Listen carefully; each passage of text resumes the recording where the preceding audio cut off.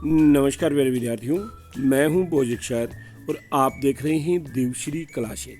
आज 29 जुलाई से related Rajasthan current affairs की जो 5 महत्वपूर्ण क्वेश्चन हैं उन पर डिस्कस करने वाले हैं। क्वेश्चन चाहे रीट हो, पटवार हो, कांस्टेबल हो या वनपाल, वन रक्षक, RAS, CET या शिक्षक भर्ती grade first second, high court LDC, साधारण LDC या पशु परिचय जैसे महत्वपूर्ण एग्जामों के लिए अति उपयोगी है। तो क्लास को बड़े ध्यान से देखना है और क्लास को आखिर तक जरूर देखना है, क्योंकि अंत में मैं आपसे क्वेश्चन पूछूंगा जिसका उत्तर आपको कमेंट बॉक्स में देना है। तो चलिए शुरू करते हैं। सबसे पहले यस्टरडे क्विज है, लेकिन यस्टरडे क्विज के क्वेश्चन से पहले मैं आपको बताना चाहूँगा कि अगर आपको इस क्लास की PDF चाहिए तो टेलीग्राम चैनल का लिंक दिया गया है, जहाँ से आप इसे डाउनलोड कर सकते हैं। तो चलिए शुरू करते हैं। Yesterday quiz, Jaipur tiger festival 2026 का आयोजन कब किया जाएगा? तो इसका आयोजन 29 जुलाई को किया जाएगा, यानी ऑप्शन नंबर C इसका उत्तर बिल्कुल सही हो जाता है। जयपुर टाइगर फेस्टिवल का आयोजन 29 जुलाई को अंतर्राष्ट्रीय बाघ दिवस के अवसर पर किया जाएगा। मानसरोवर स्थित दीप स्मृति ऑडिटोरियम में बाघ संरक्षण संवाद आयोजित होगा। यह पहल Rajasthan heritage art and culture foundation द्वारा की गई है।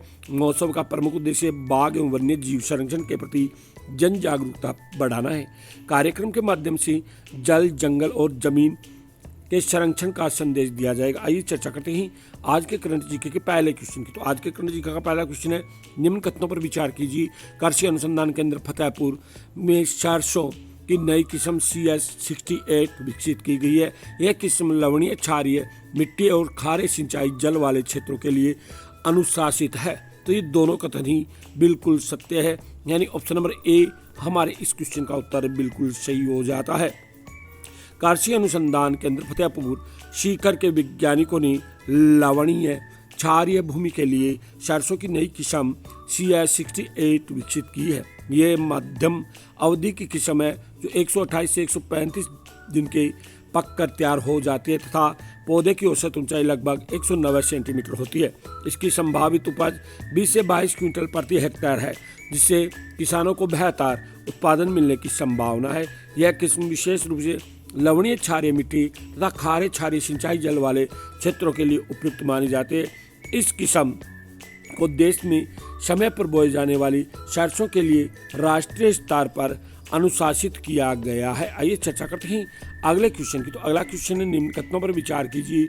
अरुंधति चौधरी का चयन कॉमनवेल्थ गेम्स 2026 के लिए भारतीय मुक्केबाजी की टीम में हुआ है। वह 70 किलोग्राम भार वर्ग में मुकाबला करेगी। तो दोनों कथन ही बिल्कुल सत्य है, यानी ऑप्शन नंबर B हमारे इस क्वेश्चन का उत्तर बिल्कुल सही हो जाता है।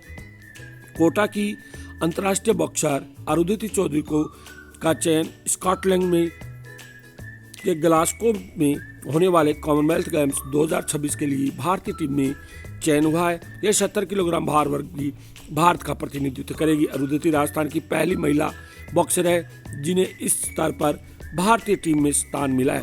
उनका चयन एशियाई चैंपियनशिप में स्वर्ण पदक और उत्कृष्ट अंतर्राष्ट्रीय प्रदर्शन के आधार पर हुआ है।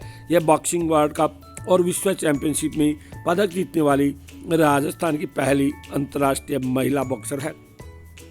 आइए चर्चा करते हैं अगले क्वेश्चन की। तो अगला क्वेश्चन है, नीति आयोग के इन्वेस्टमेंट फ्रेंडलीनेस इंडेक्स 2026 में राजस्थान का ओवरऑल स्थान क्या रहा? तो ओवरऑल स्थान 10वां रहा, यानी ऑप्शन नंबर C हमारे इस क्वेश्चन का उत्तर बिल्कुल सही होता है। नीति आयोग के इन्वेस्टमेंट फ्रेंडलीनेस इंडेक्स 2026 में राजस्थान देश भर में 10वें स्थान पर रहा, बड़े राज्यों में 8वें स्थान पर रहा।